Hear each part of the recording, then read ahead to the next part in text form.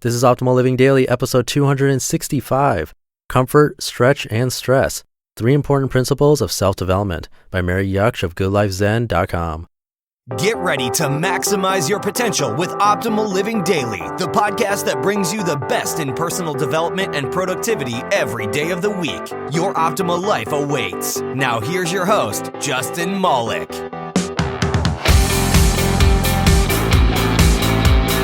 Hello, old friend, and welcome back to OLD. That stands for Optimal Living Daily.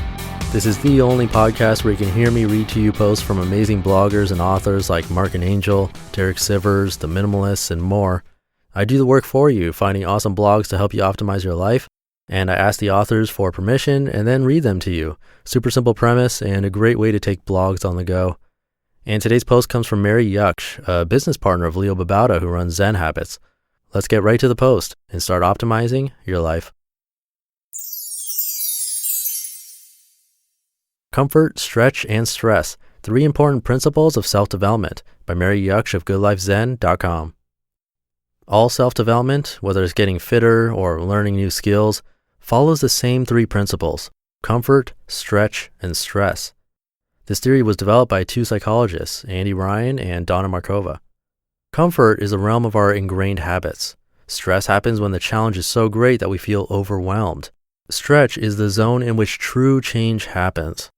I experience these 3 principles of development each time I go to a yoga class. If I stay in the comfort zone, my body remains as it is, and I don't develop flexibility, strength, and balance. If I force my stretches, I am apt to sustain injuries. It is in the mid-range where I stretch further than is comfortable that sustained change happens. The comfort zone has its own importance. For example, it's important to hold a stretch and relax into it until it feels comfortable. Only then should one enter the stretch zone once more in order to lengthen muscles and ligaments. The optimal way of development is by alternating between comfort and stretch whilst avoiding stress. The stretch zone can feel uncomfortable because the new skills or behaviors feel strange and awkward. Donna Markova says, quote, "Try lacing your hands together. You habitually do it one way. Now try doing it with the other thumb on top. Feels awkward, doesn't it? That's the valuable moment we call confusion, when we fuse the old with the new," unquote. After the phase of confusion, the brain begins organizing the new input, creating new pathways in the brain if the process is repeated often enough. This is an unusual take on confusion, but it is in line with the original meaning, as confusion means binding together.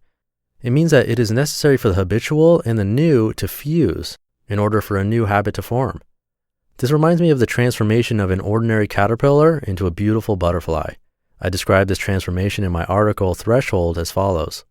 Quote, "When the time for transformation has come, a larva wraps itself in a cocoon and becomes a chrysalis. Just imagine how that might feel. Suddenly the larva is constricted, can't move anymore, and the light darkens. Then a disintegration begins. Some cells die, others revert to an undifferentiated state. Some cluster together as imaginal discs that carry a genetic blueprint for new structures. If you compare a caterpillar to a butterfly, they seem worlds apart, yet one transforms into the other," unquote. This process is an example of confusion, and it's exactly how the stretch zone works. The old fuses with the new to establish growth. The stretch zone has important implications for brain health. In her book, This Year I Will, Andy Ryan says, quote, "Getting into the stretch zone is good for you. It helps keep your brain healthy.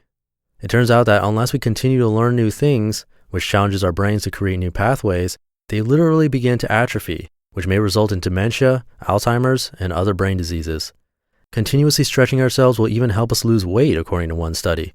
Researchers who asked folks to do something different each day, listen to a new radio station for instance, found that they lost and kept off weight.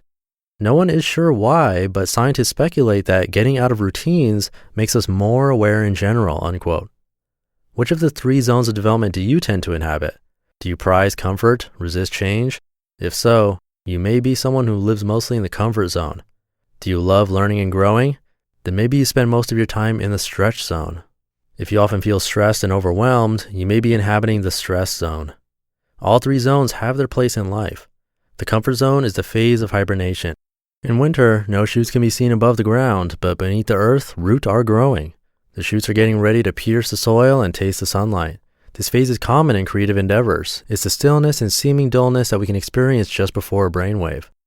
We need to inhabit the stress zone when we're faced with a new situation that has to be mastered in a hurry. The stretch zone is a zone of creativity and innovation. Donna Markova says something very interesting about it. Quote, "You cannot have innovation unless you're willing and able to move through the unknown and go from curiosity to wonder," unquote. This means that in order to come through confusion into growth, we need to embrace not knowing. We need to develop a tolerance for ambiguity. This not knowing allows us to find something new in our life and grow in a way we couldn't previously imagine. What is your experience of comfort, stretch, and grow?